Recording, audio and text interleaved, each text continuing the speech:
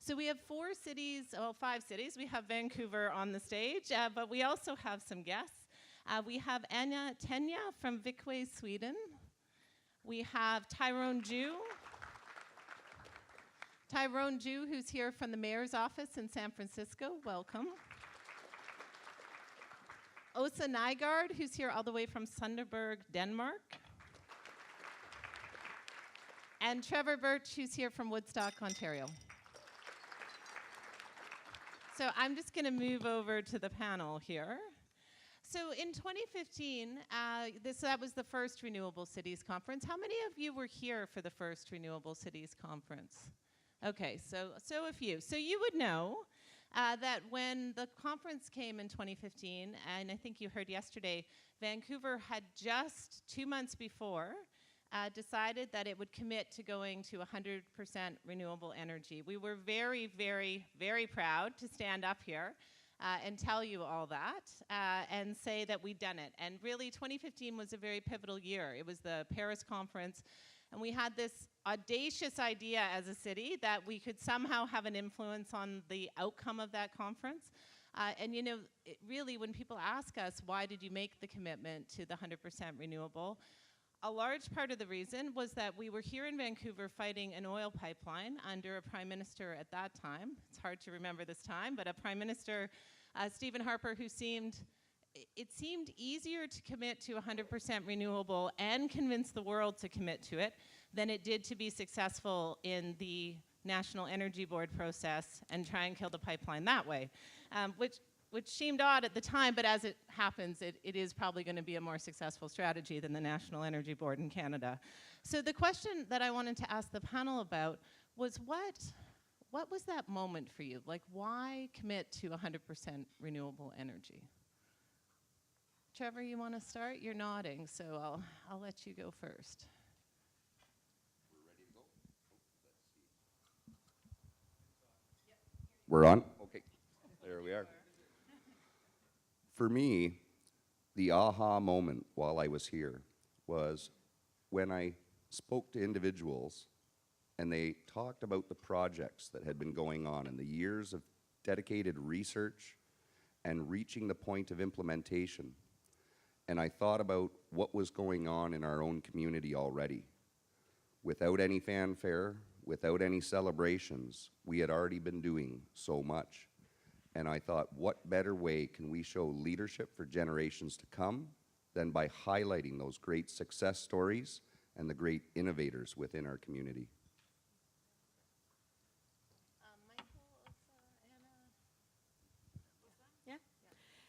In Sunderberg, Denmark, we did the decision, in fact, on the basis of some ideas from local citizens. We had a thinking tank in 2007. They brought up the ideas and presented to our city council, where we are 31 members, and we said, this is it. Due to the environmental aspect, next generation, but also to create local jobs, and we have done that. That's why we started.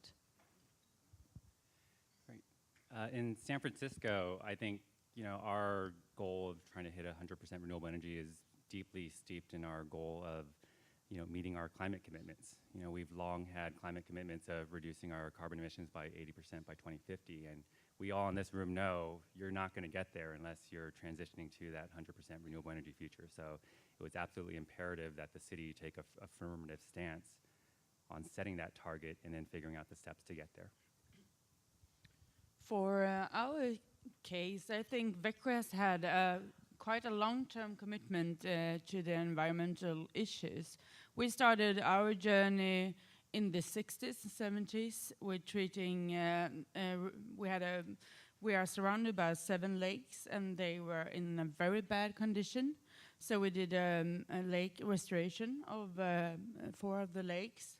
And I think that was very visible for the citizens. They could smell the smell and they can see the pollution. And I think the journey started then alongside with the citizens.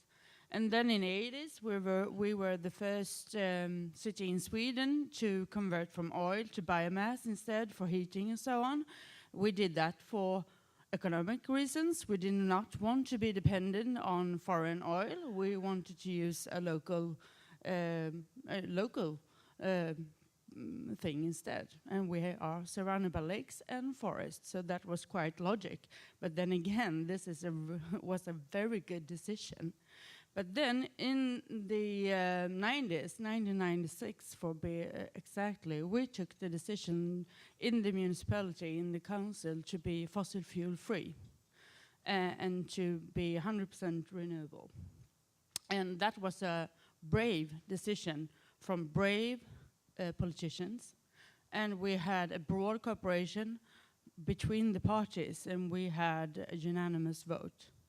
And I think that was the most important thing, and still is the most important thing in Becker's case, and why we have stuck to this long-term commitment. Wow, okay, so 1990s, that's so And impressive. we were the first city in whole of, I think, in the whole world. Okay, that deserves some clapping. So Anna, 1990s, that's a good stretch of time. So in that time, what have you been most proud of? It sounds like the unanimous votes, and those have been important, but are there other things that you think, wow, I'm really proud we did that? I think the transition from oil to biomass was crucial, but I also think that the political courage was very important, and that it doesn't really matter. It matters a lot to me, of course, I'm a mayor, if I lose the next election. But for the civil servants working in the municipality, for the companies that are in our city, or for the citizens, they know that this vision is clear, it's there, and it's going to be there if, God forbid, the Social Democrats win next election, but it's still going to be there. And we are working together to gain the goals. So, Okay, so I have to tell you in British Columbia right now, the phrase, if God forbid the Social Democrats win the next election is it's a challenging translation into British Columbian right now. So Trevor, you've only had a year and a bit since your commitment. So do you have things that you feel very proud of already? Oh, it is unbelievable. The grassroots movement is so alive in our community, looking at all things sustainability. And combined with the other mayors within our county, there's been full adoption for the framework of looking at everything from a triple bottom line. So it has to be good for the economy, it has to be good for the community, and it has to be good for the environment. And getting staff that can be dedicated. So some of you might have been in the breakout session yesterday with my co-chair of Smart Energy Oxford, and having someone like that, a manager of strategic initiatives that can really champion these causes and make sure that all the partnerships and connections that are made are harnessed to the full potential. So having a draft plan, and ours, I think we were at that point where we were ready for this as well. It was a 100% unanimous vote. There's a few little stumbling blocks along the way, and you feel like you're never doing enough. But in everything that we do, every community event I go to, every meeting that we have, every document that gets published, it speaks about the commitment. And simple little things. We know that when it comes to renewable energy, where we're situated, we need to make sure that we can encourage individuals to reduce their use. Whether it's on the transportation side, encouraging transit, we've extended the transit hours in our city, encouraging active transportation. So when I go home, we have Victoria Day weekend, and there will be a big parade in the city. And you'll see the mayor of the city of Woodstock, together with his wife and 3 children, riding bicycles, encouraging people in that regard. So every conversation can be a conversation about energy. And where we're at, we're a great mix of urban and rural.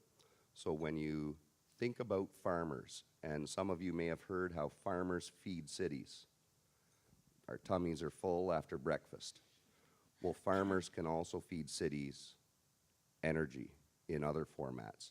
So much like this transition to biomass in Sweden so many years ago, our main industries are automotive and agriculture.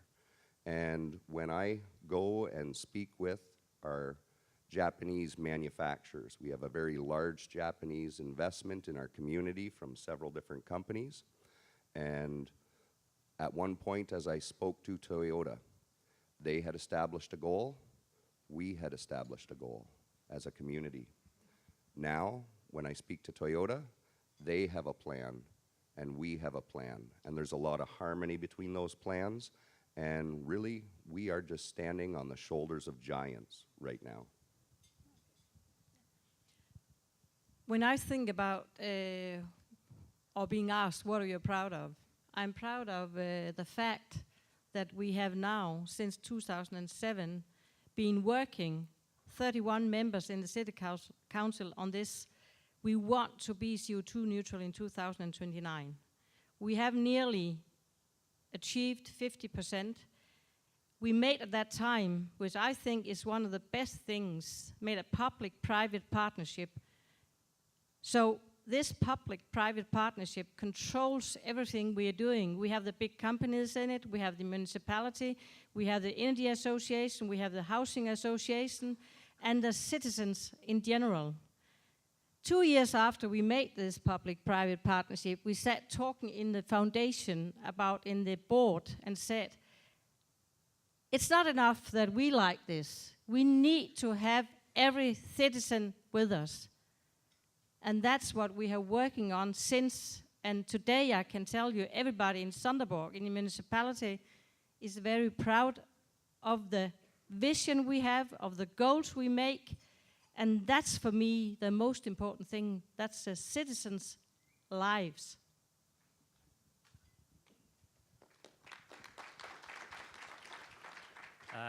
In San Francisco, our major milestone was actually quite recent in 2016, where the city essentially took its own energy destiny into its hands by becoming the default electricity provider for the city and county of San Francisco. We utilized a state law which allowed, it's a forced partnership, but it's a partnership nonetheless, between the investor-owned utility, where we would use their transmission lines, but the city or county would have the ability to choose where that energy is sourced from, which is so important because we know that cities oftentimes move so much faster than our states or regions which are regulating these utilities. And our goal of hitting 100% electricity supply being renewable by 2030 was only going to be possible if we took that destiny into our own hands as a city. So we launched our program in 2016, and it's been wildly successful. We've only enrolled about 70,000 of our 330,000 accounts in the city, and we've only had a 3% opt-out rate. So people are choosing clean energy, and the promise of clean energy being cheaper is holding true as well. We launched our program in mind saying we're going to beat the renewable energy portfolio of our investor-owned utility, and we're going to beat them in price. And we set that principle in motion, and when we launched, we had a goal of 35% renewable electricity supply versus the 30% that the investor-owned utility was providing. We are right now at 40%, and we're cheaper. And I just want to really quickly note that, you know, given everything that's happening on a federal level in the United States, for all of you that were there at the amazing film From the Ashes, it really put that in context. You know, my mayor, Mayor Lee, doubled down, and he said by the time he leaves office in 2020, he wants at least 50% of our citywide electricity supply to be at least 50% renewable, because we have to be making those sorts of bold commitments and putting that on center stage to drive the conversation elsewhere, and we think we're going to be able to achieve that. Okay, well, so you've broken the egg, so I feel like I can bring him up, not your mayor, but your president, Donald Trump. So you've got, you know, on the one hand, you've got Donald Trump at a national level, but then you have, and bearing in mind, I'm married to a Californian, but I'm not a Californian. Your governor seems pretty good, right? So you have like this sort of yin-yang thing going on. So how much do senior governments drive or influence or mess with the plans that you have as a city? I actually want to make a quick joke that it's almost like for everyone who's a Harry Potter fan, you want to talk about our president and like he who shall not be named. I tend to say our federal administration, the people in our federal level.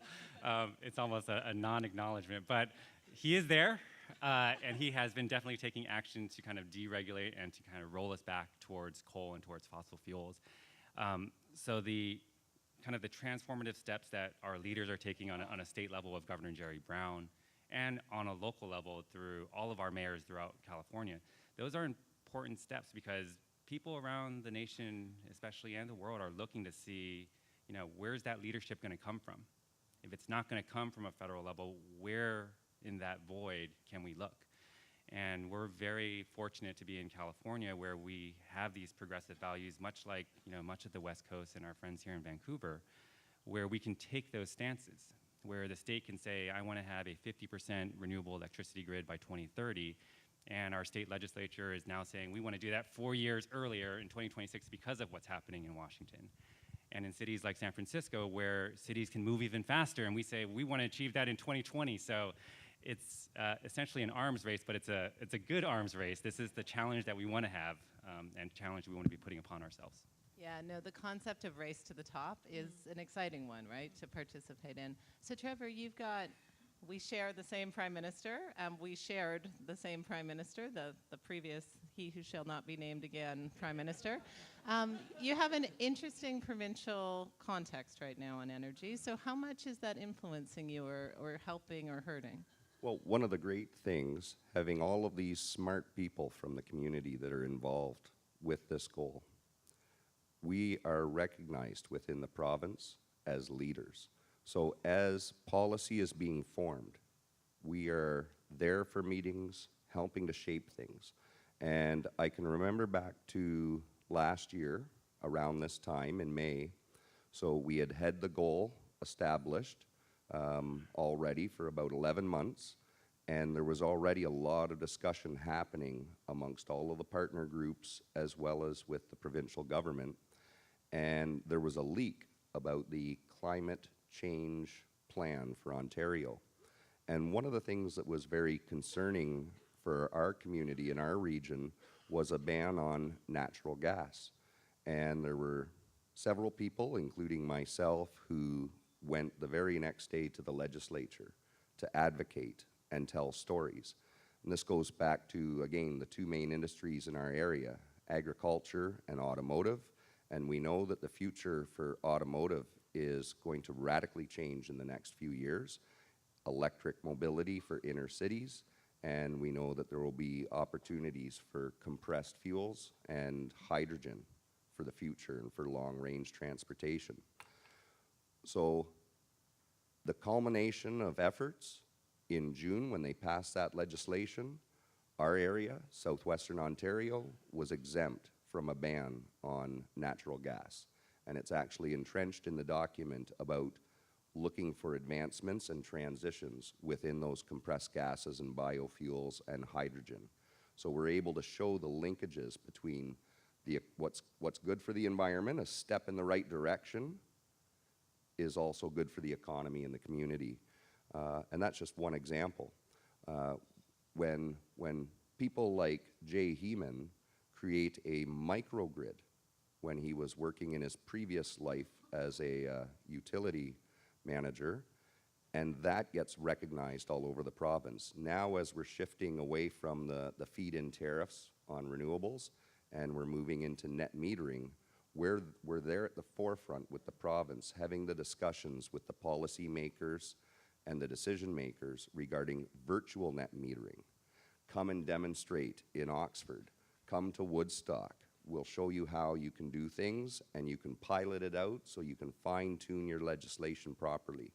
So it's really rewarding hearing from these senior level government officials, whether they're having a speech in London or Toronto or Ottawa, and they point to the people in Oxford County leading the way. So Anna, with 20 years, I'm guessing 25 years, I think now, you must have driven a lot of the national policy in Sweden. Yeah, we have. I think we have been we have been one of the leading cities for quite some time now. But the one beautiful one thing that is really good being a politician, a mayor in Sweden, is that I live in the most decentralized country in the world. So I have a lot of power in the cities. Yeah. My memory is you have a lot of taxes too. We have high taxes. Access to taxes. We have Yeah. we have high taxes, and I can keep them in the city. Yeah. I'm all for that. I'm all for that. But what is really good, I think, is that one thing I've learned during these years as I've been working as a politician, I was in parliament and I'm now in local government, is that cities should and will always be the leaders and should be the ones that go forward. We should never ever wait for the national level, because then we will wait forever. And what we have done is that we have been getting cooperation in the European Union. Has been extremely important for Växjö. We are in energy cities, we are in e-clay Europe, and have a broad cooperation there. We were one of the first cities who signed the Covenant of Mayors in Europe, and we also have a good contact with many of you. And I think that's the best thing, to learn and to have the best practice, to see that we are quite good at this, but we are quite bad at this, so where should I learn more about that? And that's what we have been doing. But the government has also, I think, we have a little bit more support now, actually. It's the Greens and the Social Democrats who's in government on the national level now. And in June, they go into the UN to report what Sweden has done around the sustainability goals, Agenda 2030. And Växjö is appointed as a good example alongside with one more city in Sweden. So I think we get a lot of support from the government right now. Yeah. OSA, another national context as probably more similar to Sweden than Canada or the US, but its own unique governance environment. In 2010, when I got mayor in Sunderborg, I was called to Brussels to get the first sustainability prize, because we were an area, not only a municipality, that was not interesting, but the whole area with all the citizens worked for this. And of course, it means a lot now to be invited here to Vancouver. It means a lot with all this networking, because I have the personal value feeling that wherever I go, I can always learn something from you. I've been a lot of times out in China. In Haiyan, we have a partnership city out there in Baoding with 10 million inhabitants, and they look forward to really hearing, listening.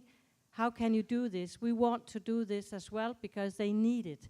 So C40 we are a member of, Energy Cities members of, and I think that's so important that we keep going, all of us, because cities can act where our government often thinks too much and too long, I think. So that's why, but of course we need the right frames. Anna had a good news story from national government to share. No, I just said that being an early adopter is very good as well if you want to get funds. And we have got a lot of funds having new projects in the environmental area, both from the government, but also from the EU. So being an early adopter, being a city, doing cooperations between cities in Europe, for example, on the environmental area, has been a huge economical success as well for us, because we have managed to do things that we perhaps couldn't do. Okay, we have high taxes, but I won't hide the tax more. So, yeah. So, yeah, absolutely, You know, Tyrone. we have a great statistic in San Francisco that we use to showcase how being green and sustainable isn't bad for the economy. So as we track our baseline against our 1990 emission levels, we reduced our emissions by 28%, 2 years ahead of our own target. And we've done so while our population has grown by 19%, but our local GDP has grown by 78%. So we have some of the most progressive policies in the nation on a lot of different fronts. And so we're proof to everyone else that being sustainable isn't bad for business. Yeah, no, in Vancouver, it's very, very similar. Our economy in Vancouver grew 3 times faster than any other place in Canada over the last year, and entirely because of the investment and the policy support that we've had for green technology. Osa. Just, I had a really some soul thoughts yesterday evening when I came home from seeing that film. It's for sure, whether it's Denmark, United States, Canada, if we are dependent on their way of living and we want them to convert to something else, we have to help them. And that was really proven in that film, I think, that we have to survive in another way and help them over there too. Yeah. So all of our experiences, it's been a positive rallying cry for our residents. It's been a huge economic boost. It's helping create, healthier communities, less emissions, all of these good things. You think, well, why isn't everyone doing this? So let's talk a bit about incumbent industries and some of the pressure that they put on our residents and on our, the cultural mythologies around the energies that they're using. So I was reminded yesterday when the Director General of IRENA was talking, there's the saying from Gandhi, the first they ignore you, then they laugh at you, then they fight you, and then you win. So in your different jurisdictions, where would you say those incumbent industries are at? I know here in Vancouver, we have definitely hit phase 3, the then they fight you phase. So we had ignoring and laughing, but now we're on to fighting. So where are your different jurisdictions at? Sure, I'll take this one to start off with. I don't think that fight has ever gone away. It's a very, there's a lot of tension in the relationship we hold with our investor-owned utility. We're essentially taking away a portion of their business because we don't believe in their business model. But then there are critical events that happen that kind of overall shape the political dynamics and allow us to move forward. And one of those events was during the energy crisis in California back in 2000, right? It showed kind of this ugly world of the energy companies and what they were doing to manipulate prices and gouge customers. And that actually led to the formation of our community choice aggregation law in California, which then put that destiny and power back into cities and counties. So without that happening, we wouldn't have had that law. Did it mean that the investor-owned utilities have laid down and stopped fighting these community choice aggregation locations from starting up? Absolutely not. They've been fighting this tooth and nail. Now they're a little bit more subvertly fighting it and covertly fighting it, but they're still there. But it's not stopping the momentum, though. We have 6 community choice aggregation cities and counties in California that have already started up. We have another 5 that are scheduled to start up this year. Next year, we have another 5 or 6 cities that are also going to be joining this movement of taking that energy destiny into their control. And in the wings, there are another 17 cities and counties. So everyone is looking towards the examples of what is possible and taking those steps, whether or not the investor-owned utility is supportive or not, because it really doesn't matter. We ultimately have to be making decisions that are good for our planet and good for our people. Okay. We have in Sweden, then, we have a little bit of a different journey. And in Växjö, we've noticed that we were appointed the greenest city of Europe a couple of years ago. And in 1 week, I'm going to the commission in Essen, European Commission, and so we are nominated for Green Leaf Award. And what we have noticed is that this green city of Europe is really a thing that companies use to be marketing themselves. They see the point of being in my area because then they can use it, that we have 100% renewable energy, that we have this goal and being fossil fuel free and so on. And we have had one of the main companies like IKEA was appointed yesterday, being one of the strongest company names in the world. And I mean, they have sustainability goals that should yeah, it's amazing. They have such a good goals, and we do this together. And then I have Volvo in my city. They're doing the dumpers, and they came to me for the former May 3 years ago and say, we're building a new factory here, and we want to be neutral, CO2 neutral. And guess what? They did.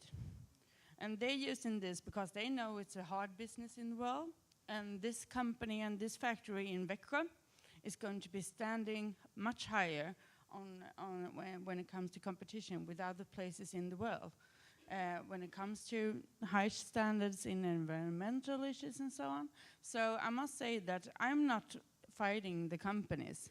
They are joined forces with us. I'm not fighting the citizens, because they also are with us in this. And I don't fight opposition, the Social Democrats, because they're also with us.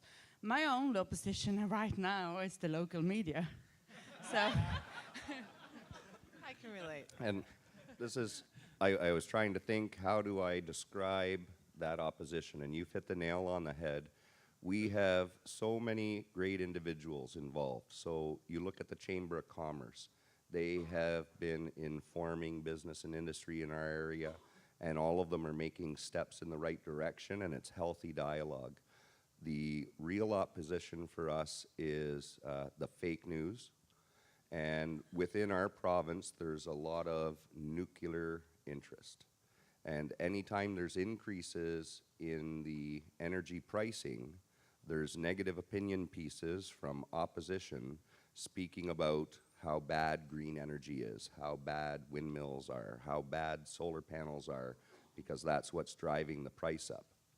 And really, when I get a chance to speak to the media, sometimes I'm even a little worried that they're going to edit it out and make sure it doesn't make the paper, but I speak about the real reasons utility costs have increased in our area. It's nuclear refurbishment, and it doesn't include full life cycle costing. We still don't know how to handle the waste in Ontario. And just as a little caveat, for anyone that lives on the eastern seaboard of North America, you can go on to Google and find a great map that'll show you all the nuclear installations on the eastern seaboard.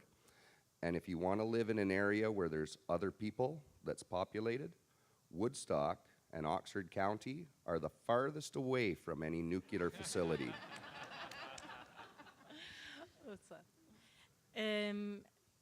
Like a little bit what Anna is saying here is that because we made this public-private partnership where we have one of the biggest companies, Danfoss, as member, and they just said yesterday or the day before that they had saved 50% energy for last year.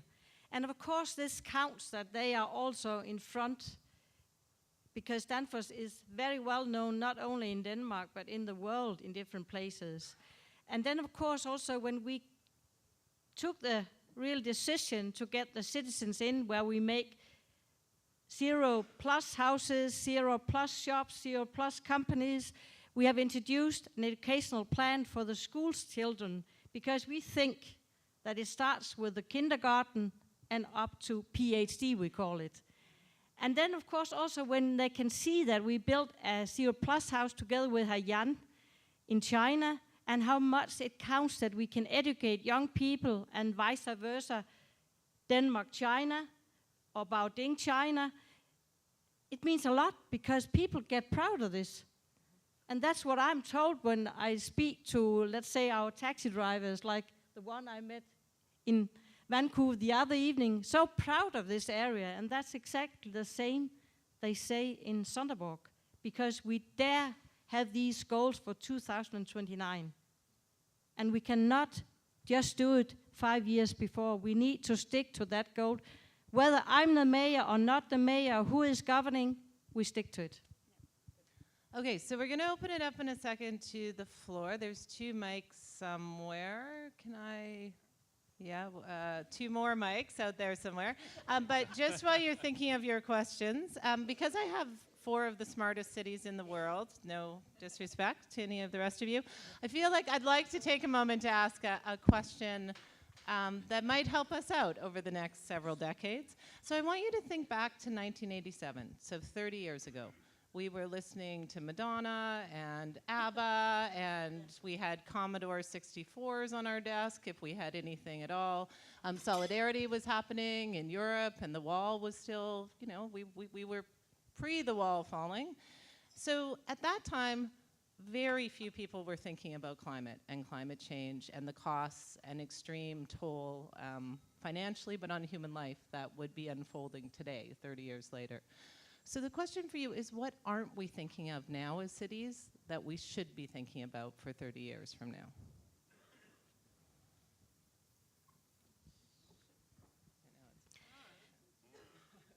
4 years ago, we were asked by the Danish Architectural Center to go into a project called DK 2050. And I said, we must do this. We must do this with all our young people, because in the end, in 2050, maybe I'm alive, but I'm not the only one. So we need to really think about how can Sonderborg, half an hour away from the German border, if you talk to Copenhagen people, they will say we are just in the outskirts, where I think we're just in the middle. We have to really think about what are we going to do on the longer run with education, companies. You cannot live in Sonderborg without having a job or studying. You cannot only be there because it's nice to be there. So that's why I'm so interested in local jobs. And that's so important for me that we create that and we get other young people than just our own, because they would like to go to Copenhagen, but come down to us and really make a living there. I think that's what we focus on now. Well, I'm thinking back to when I was about 12 years old in 1987, and that's when I would have been planting about 6,000 trees with my grandfather. And we weren't doing it for climate change. He was explaining to me about needing to leave legacies for generations in the future. And that started an education process for me that I see continuing to this day in my own children, having conversations about energy and how they can discover phantom power and eliminate it, and little children in our community challenging their parents to allow them to have an energy allowance. If they can find the phantom power and the cost of energy goes down, they get to split the savings with their children. So there's books and all kinds of information at the library to reach that next generation. In '87, we didn't have cell phones. If we did, it was those big mobile car phones that only a celebrity could afford. Think of how quickly things change. And here we are right now, after hearing a presentation yesterday from Siemens and resilient cities and smart cities and the planning for the future. And I think back to a discussion I had with Toyota at the Toyota Museum in Japan, and everything will be a smart community, interconnected. The electric mobility will be storage to manage the peak and off-peak within the whole environment. And we're already seeing that sharing economy. And I think the biggest thing here in this room is the sharing of knowledge and the sharing of inspiration, because so many of these things that we can envision for our cities in the future is really just concepts and how to look at things from the right perspective and to be positive. It's not necessarily something that's concrete and can be examined physically. Tyrone? So I beat you. I think I was only 8 in that year. But, you know, I think I want to put the kind of systems perspective on this, that I think we're doing so much better, and we're in such a pivotal time of thinking of the planet as one giant ecosystem. And we're starting to have discussions through C40 cities and the Global Covenant of Mayors, even this forum, and starting to transfer knowledge of best practices from city to city, from nation to nation, because we realize we're not in this alone, and we're not going to be successful if we think of ourselves in this kind of isolation. And I think that's been a huge transition. Before it was all about me, me, me, me. I'm starting to see more of this sharing economy, more of this transfer of knowledge, and how do we make this knowledge available, more widespread. May not be the mantra of our federal government in terms of hiding information, but it's the mantra of what people want. It's what we want. we want to be able to learn from each other exponentially or through, basically learning through libraries, through our connections through the internet. And all of this is kind of coming to a head right now. And it's actually this pivotal moment of what are we gonna do with that information? The information's been here actually for quite some time if you really think about it. We've been having these conversations for decades. But now we're actually taking action through the cities here, through many of the cities that aren't even represented here. And how do we scale those actions to make sure that we're having that larger transformative effect? Yeah, I think you have said very much what I would like to say, and very good points. But I would say that we don't. The point is that we can't really. We can't have the solutions for tomorrow because there are going to be new solutions for tomorrow. So I think with that we should keep on doing what we are doing here to make the corporations be prepared. But I think that what we're going to see is that we have to be flexible, we have to be fast, and we have to be extremely to be brave. And we have to make, of course, the right decisions now, of course, but in the end, I mean, we talk a lot about CO2 emissions from the cars and so on. For me, I don't think the cars is not going to be the problem in the future concerning CO2 emissions, but it's going to be there because it's going to be too many cars. So you have to plan for another way of living. And you have to really start doing the changes and the transition now. And the one way to do that is to start with the children, to start in kindergarten, to talk about this. And I mean, I've been talking to so many children and doing these workshops with children about what kind of city do you want for tomorrow or in 30 years. And they have amazing solutions to the problem. So I think start listening to them. Start talking to them, and I think we will be quite fine. Fantastic. Okay, so we have time for a few questions. I've got a microphone here.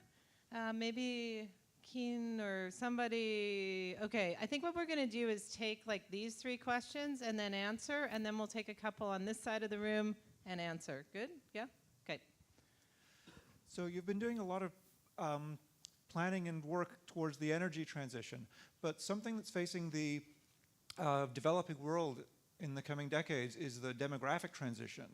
And so what are forward-thinking cities like you doing to plan and approach that? Okay, and I had another one over here and then one here. Yeah, g'day everyone, I'm Ray Wills. Look, I really want to direct this to Tyrone, but it's for everybody as well. What we know in an economy is as you build more things, they get cheaper. For the last 10 years, the renewable energy community have had to put up with the fact that we're starting out, we're early adopters, we're being expensive or more expensive, and the folks on the stage have actually taken us past that point to being cheaper. So I think the point that Tyrone made was that we have to actually now make the business case that this is the cheaper solution, and where that goes to is the fiduciary duties of those that are in charge have a responsibility to deliver us the best bang for our buck. And I guess the other part I'd see to that, and I haven't really heard comment on this, and so this is the base of the question, is and the value add. It's not just about us being cheaper and delivering clean energy, but it is about, well, we have heard about the jobs and we have heard about that additionality. But I think it's time for us now that we're cheaper, we say, we're cheaper, and there's all these other values as well. And I think we need to focus some ideation on looking at those value adds. Okay, and one last question just up front right here. Yeah. Hi, my name is Akash Singh. I'm from Portland, Oregon. Although whenever anyone mentions our federal government, I say I'm from Ontario. It's worked out for me so far. We'll give you a flag to put on your backpack on the way up. Perfect. Thank you.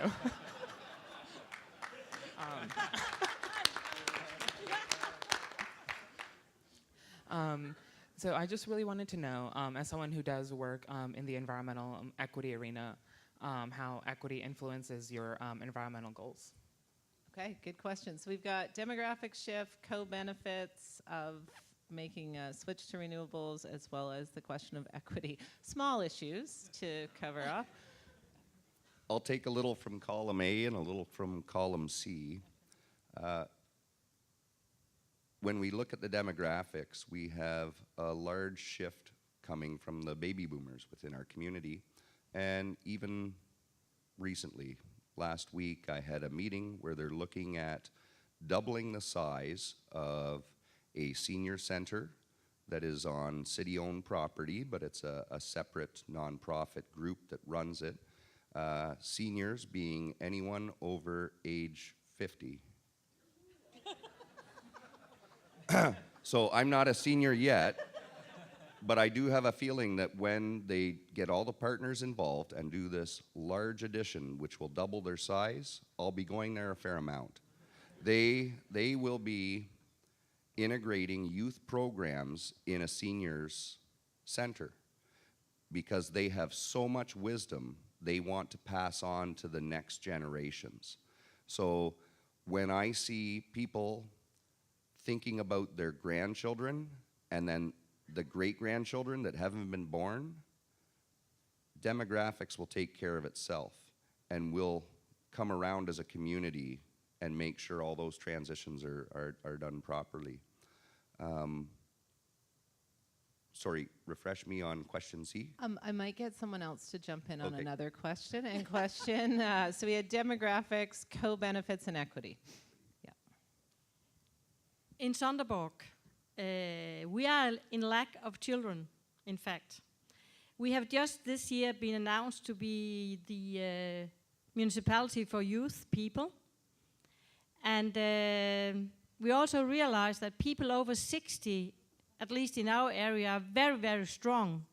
And even though they have disconnected their job, they do a lot of really other things in the municipality. But when I said before that we would like to talk about and discuss in Sonderborg about DK 2050, that was exactly to say we have on the longer run to get more young people to come down to our area. And of course, in a mixture with the elder people, live there, work there, or study there. And that we as a municipality completely agree in the city hall that we need some more, what do you call that, kind of studies at our university, because you cannot come there if there's nothing to come for. And we have a lot anyhow, but we need more. That's the way we think about this. Anna, do you want to jump in on one of the three? I can start with the demographic question. We don't really have an issue with the having a deficit of children. We have, I wouldn't say too many, but we are a very fast-growing city. We were 90,000 last week, and when I moved to Växjö 20 years ago, we were 72. So we are growing quite fast, 1,300 each year, and half of them are children. We have some immigration, of course, but they also tend to get more children in our city. That's a very good one. And the elderly, they're getting older, but they're also getting a lot healthier. But I think that it's very important to connect the children and the elderly, as you also said. So now I've been looking into a project in Canada and one in the States, when you have elderly care and children's care in the same building. And I think that's amazing. So we're going to do that. But I see also about the elderly care, it's going to be so much smarter in the future as well. In terms of we are connected to the internet, and we can have like alarms and cameras and so on in the homes of the elderly when they live on the countryside, which I have a lot of, and they can be quite safe being on the camera or having to push a button if they need help, instead of we driving around with cars back and forth with the food and with the help and so on. So I think it has, in my case, I have a very young population of the city, and I have a university as well. But I think what we should do is really, really take to use the elderly in the society to get the knowledge, to get to make a better society, so to say. And we don't do that. And maybe I'll take the social equity question since that's the question that hasn't been addressed yet. But really quickly on to coal benefits, our 2020 target, one of the things that we always say with hitting our 50% renewable energy goal is that we're going to be creating 5,000 clean energy and clean tech jobs in the creation of new generation and through the work in existing generation in renewable energy. So it's a core kind of message that we always put out there. In addition to those workforce development programs we have running alongside to prepare people for those jobs. So wanted to just answer that really quickly. But on the issue of social equity, this is actually version 2 of Clean Power SF. The one that we rolled out in 2016 is version 2. And Mayor Lee actually opposed the initial launch of the program in 2014 and 2015 exactly for that reason, that it didn't provide and it didn't look through the lens of social equity and how it was going to be distributing that prosperity among people. The program as originally envisioned, that first version, was actually going to be more expensive because we were setting a higher renewable energy target and was going to cost more. And so people were going to be automatically enrolled and defaulted for the city to be the electrical provider. And we were going to be disproportionately impacting people on the lower economic spectrum. And that did not sit well with the mayor. He said, unless we're all sharing in this prosperity, it really is not prosperity, and I'm not going to support a program that doesn't do that. And so he charged the Public Utilities Commission to go back and set a core principle that you shall not have rates that are going to be higher than what people currently pay. You can meet it or you can be cheaper. You are not going to be higher, but I want it to be more renewable. And setting that bold vision is actually what led to the launch of a program where we were able to achieve that because it was that lens we looked at it from the onset. Nice.